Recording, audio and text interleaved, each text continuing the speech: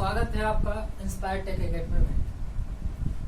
पिछले लेक्चर में हम लोग नेटवर्क्स के बारे में समझे थे, ठीक है। अब उसमें आगे के लेक्चर में देखते हैं, हम लोग इस लेक्चर में देखते हैं कि नेटवर्क्स में जो हम लोग पढ़े थे करंट सोर्स और वोल्टेज सोर्स, इनके बारे में। तो आगे हम सर्किट में नेटवर्क्स अगर हम सॉल्व कर रहे हैं तो उसमें इन करंट सोर्स और वोल्टेज सोर्स का एक दूसरे में इंटरचेंज होना काफी इम्पोर्टेंस रखता है, ठीक है। तो अभी तो हम लोग समझते हैं कि करंट सोर्स वोल्टेज सोर्स होते क्या है, ठीक है। फिर उसके बाद उनको एक दूसरे से कैसे कन्वर्ट करते हैं, करंट सोर्स को वोल्टेज सोर्स में और वोल्टेज सोर्स को करंट सोर्स में, इसको वाइस वर्सा कैसे हम चेंज करते हैं, इसके बारे में हम लोग देखते हैं, ठीक है। तो सबसे पहले हम लोग पढ़ते हैं, देखते हैं कि वोल्टेज सोर्स क्या एनर्जी सोर्स है, उनके बारे में उनका रिप्रेजेंटेशन हम देख लेते हैं कि एक्चुअली उनका रिप्रेजेंटेशन हम कैसे करते हैं, ठीक है। तो हम लोग देखते हैं वोल्टेज सोर्स। ये सारा चीज केवल रिप्रेजेंटेशन नोटेशन आपको बता दे रहे हैं ताकि आगे अगर हम क्या नाम है आगे सर्किट में बनाए और इस्तेमाल करें तो आप लोग उसके लिए कंफ्यूज ना हो, ठीक है। तो इंडिपेंडेंट पहला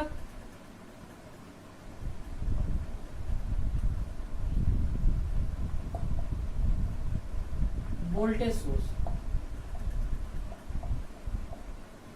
इंडिपेंडेंट वोल्टेज सोर्स। तो इंडिपेंडेंट वोल्टेज सोर्स जो किसी वैल्यू पे डिपेंडेंट नहीं होते हैं, तो ये दो तरीके के होते हैं। एक हमारा एसी भी हो सकता है, ठीक है, इसको V, इसका सिंबल एसी का ये है, V इन एसी के लिए है, और डीसी के लिए हमारा ये हो जाएगा V, ठीक है।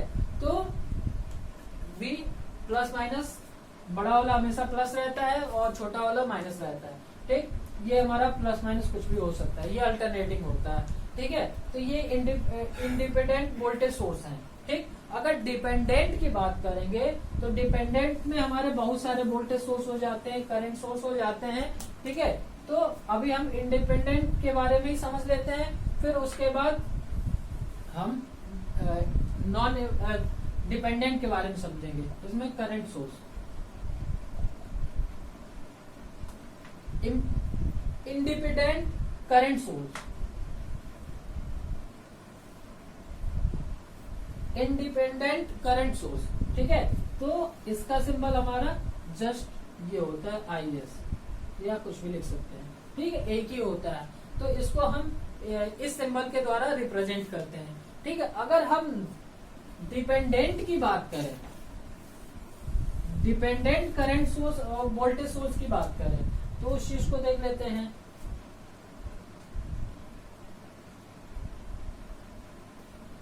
डिपेंडेंट करंट सोर्स, ठीक है।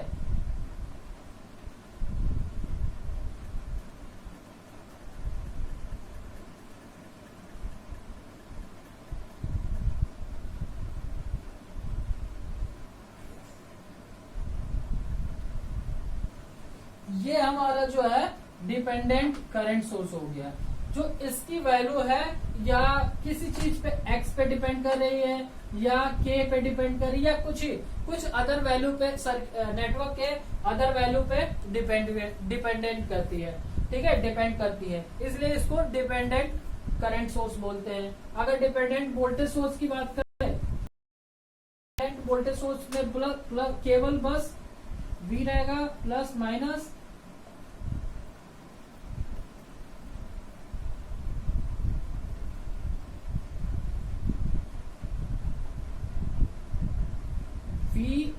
KV, ये देखिए ये K कांस्टेंट है जिसको हम X मान लेते हैं, K किलो आप समझ लें, किलो वोल्ट, ठीक है। यहाँ पे KXV, ठीक है, डिपेंडेंट वोल्टेज सोर्स। अब देखिए ये डिपेंडेंट वोल्टेज सोर्स DC का है, ये डिपेंडेंट वोल्टेज सोर्स AC का है, ठीक है। ये X किसी सर्किट के किसी वैल्यू पे डिपेंड कर रही है, ठीक है। तो ये इस तरीके से हमारे डिपेंडेंट वोल्टेज सोर्स होते हैं, करंट सोर्स होते हैं, ठीक। अब होते हैं और वोल्टेज सोर्स में देखिए हम देखेंगे ideal voltage source.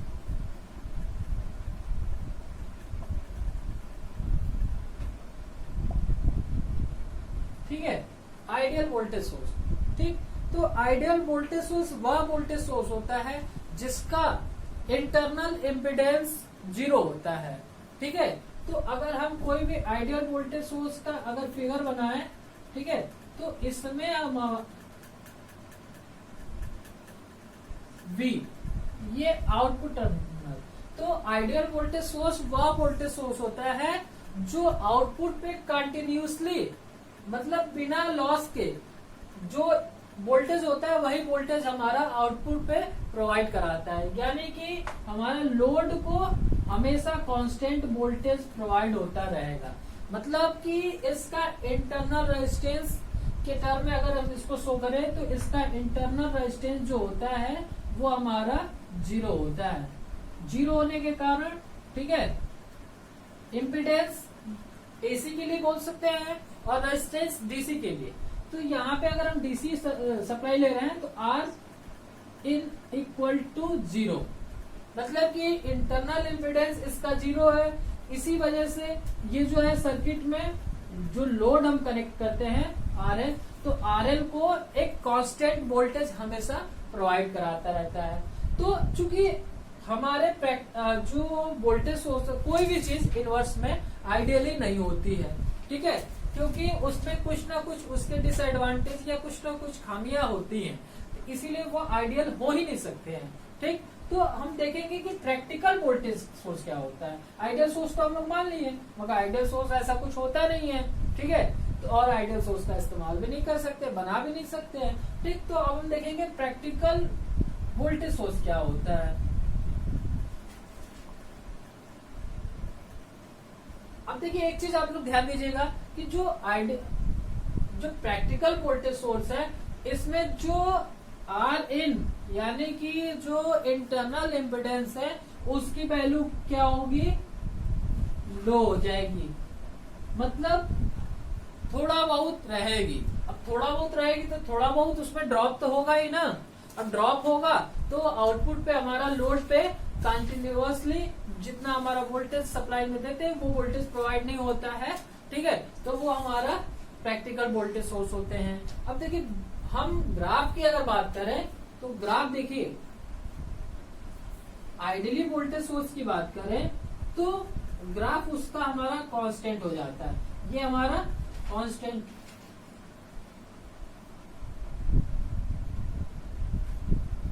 Straight line है V, ठीक है, V RL। लोड की रिस्पेक्ट में देखेंगे, लोड की वैल्यू कुछ भी हो रही है, हमारा आइडियल वोल्टेज सोर्स का जो ग्राफ है वो कांस्टेंट रह रहा है। और अगर हम प्रैक्टिकल की बात करें तो प्रैक्टिकल में हमारा आर इन जो होता है वो थोड़ा बहुत आ जाता है, लो हो जाता है। लो हो जाने की वजह से इस पर कुछ ना कुछ ड्रॉप होगा, तो हमारा प्रैक्टिकल के लिए ये इस तरीके से ग्राफ हो जाएगा। ये हमारा प्रैक्टिकल वोल्टेज सोर्स।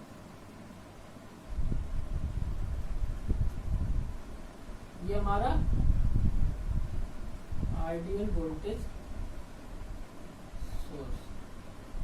मतलब आइडियल वोल्टेज सोर्स में देखिए लोड रेजिस्टेंस के मान कुछ भी होने पे हमारा जो वोल्टेज है वोल्टेज की वैल्यू चेंज नहीं हो रही है। और प्रैक्टिकल वोल्टेज में आर इन जो हमारा इंटरनल रजिस्टर है वो कुछ वैल्यू रहता है जिसके वजह से उसका इंटरनल रेजिस्टेंस होने के कारण उसमें वोल्टेज ड्रॉप होता है और इस तरीके से थोड़ा बहुत जो वोल्टेज होता है वो ड्रॉप हो जाता है। इसलिए हमें लोड पे कंटिन्यूसली जो हमारा सेम वोल्टेज नहीं मिलता है, कुछ घट के मिलता है। ठीक है, तो इस तरीके से ये आइडियल और प्रैक्टिकल वोल्टेज सोर्स में हमारा डिफरेंस था। ठीक है, हम इसको समझ सकते हैं। अब देखते हैं कि आइडियली करंट सोर्स क्या होता है।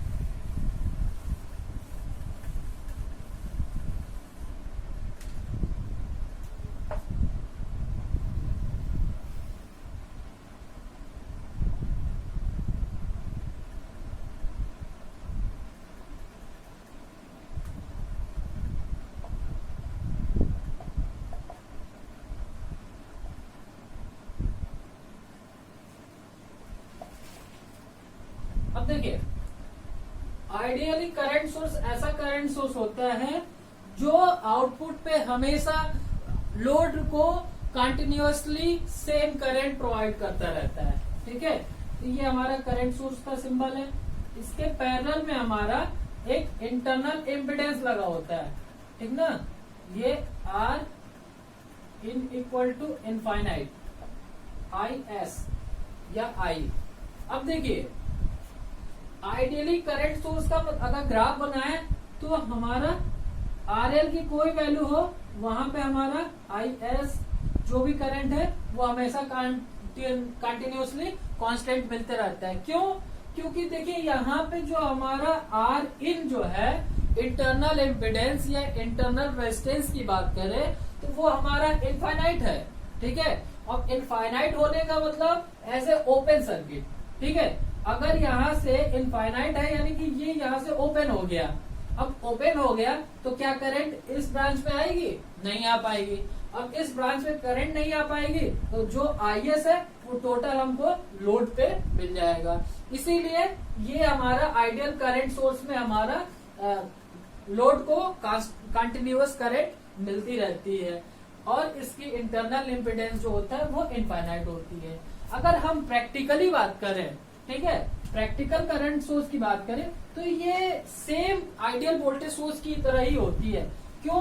क्योंकि अगर हम इसका ग्राफ बनाएं तो ये देखिए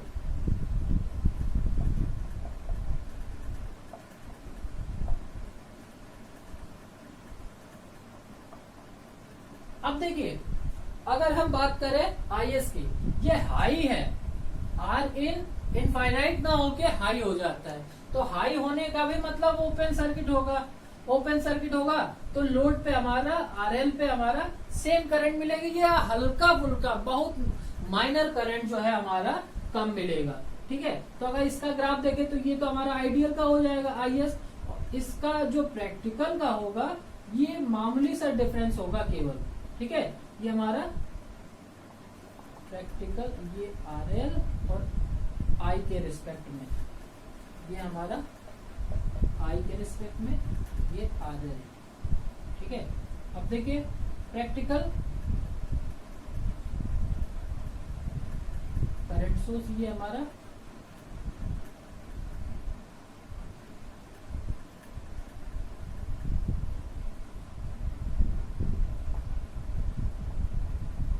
आइडियल करंट सोर्स। ठीक है, तो देखिए हल्का फुल्का डिफरेंस, बहुत मामूली डिफरेंस होता है केवल हम प्रैक्टिकली करंट सोर्स की बात करें तो हमको ओवरऑल क्या याद रखना है? ठीक है, आइडियली तो कुछ होता नहीं है, ठीक, और आइडियल अगर मान रहे हैं तो भी हम एज ए प्रैक्टिकल की तरह ही देखेंगे। ठीक ना, अभी देखिए हमको मोस्ट इस कॉन्सेप्ट में ध्यान क्या रखना है कि हमारा जो वोल्टेज सोर्स है versus current source,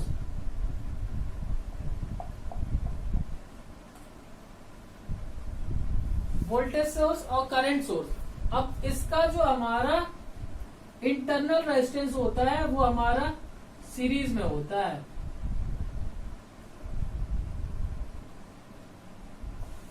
voltage source का जो इंटरनल रेजिस्टेंस होता है वो सीरीज में होता है और करंट सोर्स का जो इंटरनल रेजिस्टेंस होता है वो हमारा पैरेलल में होता है। इसी दो चीजों को हम एक साथ कंसेप्चुअली देखते हुए चलेंगे और एक दूसरे का कन्वर्जन करेंगे। ठीक है, तो अब हम लोग देखते हैं कि करंट सोर्स को वोल्टेज सोर्स में कैसे कन्वर्ट करते हैं और करंट सोर्स को वोल्टेज सोर्स में कन्वर्ट कैसे करते हैं। अगर इसका कन्वर्जन देखें तो अब कुछ नहीं होता है। ठीक है, आर